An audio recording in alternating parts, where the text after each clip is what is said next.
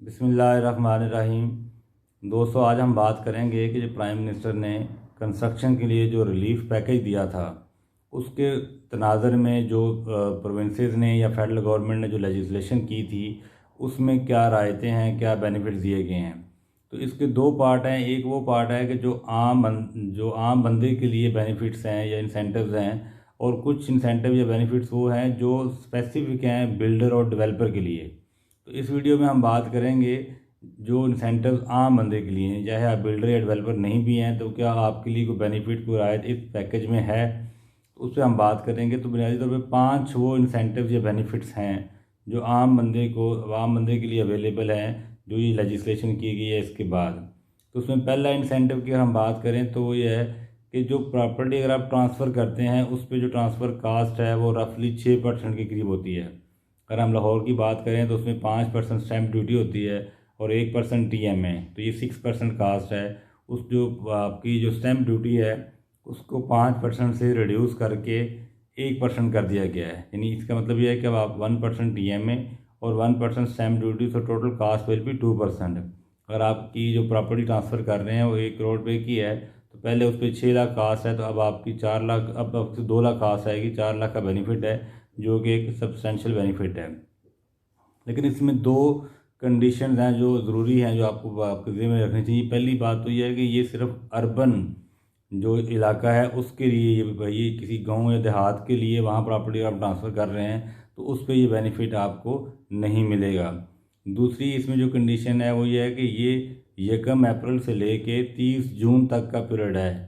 मतलब ये परपेचुअल नहीं है कि फॉरएवर नहीं है, ये एक स्पेसिफाइड पीरियड के लिए ये रिडक्शन या ये बेनिफिट दिया गया है। तो अगर आपको प्रॉपर्टी ट्रांसफ़र कर रहे हैं या आप किसी एक सेल परचेज में इन्वॉल्व हैं और आपने वो ट्रांसफ़र इमीडिएटली आगे जाके करनी है, तो आप कोशिश करें कि जून से पहले पहले उसकी ट्रांसफ़र को प्लान कर लें, तो आपको ये बेनिफिट मिल सकता है। जब दूसरा जो इम्पॉर्टेंट इसमें एक बेनिफिट दिया गया है वो ये है कि अगर आप कंस्ट्रक्टेड प्रॉपर्टी को सेल करते हैं तो उसके ऊपर जो आपको कैपिटल गेन होता है, जो आपको प्रॉफिट होता है, उसको एग्जेम्प्ट कर दिया गया है। अच्छा, इसमें कुछ कंडीशंस हैं।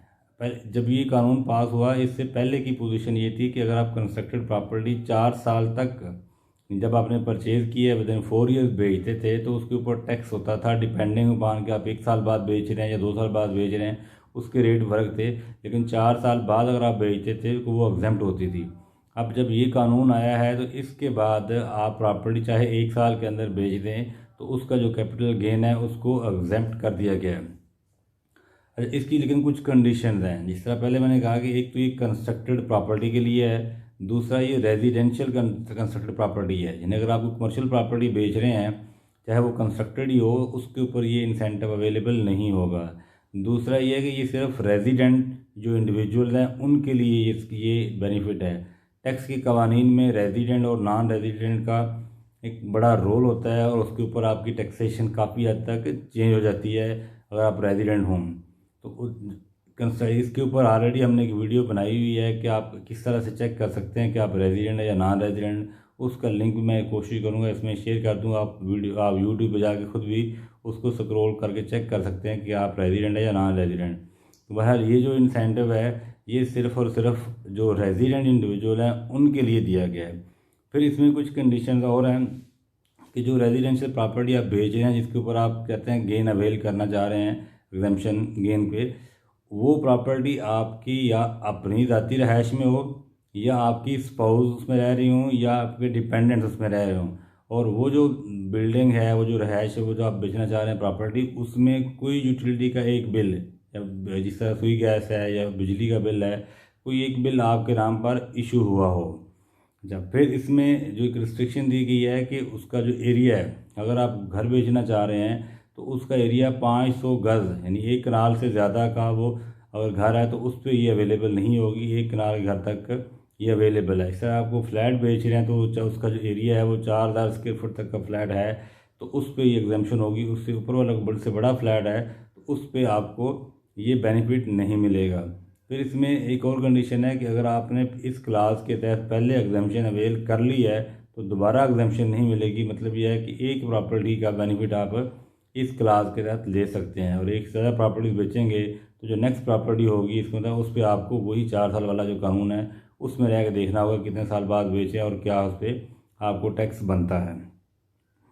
तीसरा जो इंसेंटिव है वो ये है कि जो आप प्रॉपर्टी ऑक्शन पे परचेज़ करते हैं, जिस तरह यहाँ लाहौर में अगर हम बात करें तो LDA जो है वो डिफरेंट प्रॉपर्टी जो है वो ऑक्शन कर रहा होता है, वहाँ से इन्वेस्टर को प्रॉपर्टी लेते हैं और आप आगे फर्दर उस पर कंस्ट्रक्शन या बाकी चीज़ें देख रहे होते हैं। तो जो ऑक्शन में प्रॉपर्टी जा रही होगी उसका पहले जो रेट था वो 10% था, उसको रिड्यूस करके 5% कर दिया गया है। और लेकिन ये जो प्रॉपर्टी की ग्रास वैल्यू होगी, जो ऑक्शन की वैल्यू होगी, उसके ऊपर ये 5% लेवी होगा। अच्छा, इसके बाद जो अगला इंसेंटिव है वो है कि सेक्शन 111 से इम्यूनिटी। सेक्शन 111 जो है इनकम टैक्स में ये दिया गया है, उसके तहत FBR जो है उसको ये इख्तियार हासिल होता है कि अगर आप कोई भी इन्वेस्टमेंट करते हैं या आप कोई भी प्रॉपर्टी परचेज एसेट परचेज करते हैं या आपको एक्सपेंस करते हैं तो उसका वो सोर्स आपसे पूछ सकता है। अगर उसका सोर्स आप एक्सप्लेन ना कर सकें तो वो जितनी अमाउंट आपने इन्वेस्टमेंट की है या एसेट परचेज किया या आपका एक्सपेंस है वो आपकी इनकम में ऐड कर देता है और उसके ऊपर टैक्स फिर इम्पोज करेगा। अब कुछ केसेस में ये भी जो कानून साजी हुई है इसमें सेक्शन 111 से इम्यूनिटी दी गई है और वो ये है कि वो प्रोजेक्ट यानी बिल्डर या डेवलपर इस स्कीम के तहत कोई प्रोजेक्ट अगर रजिस्टर करवाते हैं FBR में और उस प्रोजेक्ट से अगर आपको बिल्डिंग या कोई यूनिट उसमें से अपार्टमेंट वगैरह परचेज़ करते हैं तो जो आप बीइंग परचेज़र आपको जो पैसे वहाँ लगा रहे होंगे उससे उसको जो वो पैसे हैं उसको एक सेक्शन 111 की इम्यूनिटी होगी, यानी वो पैसे उसका सोर्स FBR आपसे नहीं पूछ सकता। लेकिन उसकी कुछ कंडीशंस हैं। एक तो जिस तरह मैंने कहा कि वो प्रोजेक्ट है वो FBR से अप्रूव्ड हो, ये आपने ज़रूर चेक कर लेना है, क्योंकि अगर वो प्रोजेक्ट FBR से अप्रूव्ड नहीं होगा तो ये इम्यूनिटी अवेलेबल नहीं होगी। दूसरा ये है कि जो इसकी पेमेंट है वो जिस दिन FBR से अप्रूव हुआ है उस डेट से लेके 30 सितंबर 2022 इसके दरमियान में आपने क्रॉस बैंकिंग चैनल के थ्रू उसकी पेमेंट आपने बिल्डर या डेवलपर को की हो।